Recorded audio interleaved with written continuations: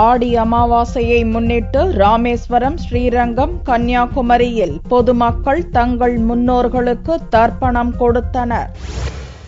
ஆடி அமாவாசை தினத்தன்று மறைந்த முன்னோர்களுக்கு திதி கொடுத்தால் அவர்களின் ஆசியை பெறலாம் என்பது ஐதீகம்.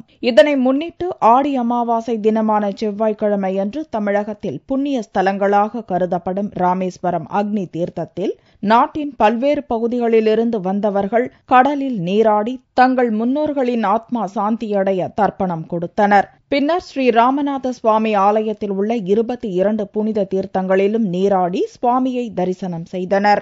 மகா தர்ப்பணம் செய்து கொள்வது ரொம்ப விசேஷம். மூதாதைகளால் நாம செய்த பெற்றெடுத்தவர்கள் குலதெய்வத்தை எண்ணி நம்ம வம்சம் அபிவிருத்தி ஆகணும் தான் இந்த அமாவாசையில மூதாதிகளுக்கு இந்த தர்ப்பணம் செய்வதாலே நல்ல பலன் உண்டு. இது நம்ம குடும்பம் விருத்தி ஆகணும், நல்லபடியா வாழணும், நல்லபடியா இருக்கணும், குழந்தை குட்டியோட நல்லபடியா ஆயுசு 100 ஆயுசு வாழணும் நல்லபடியா.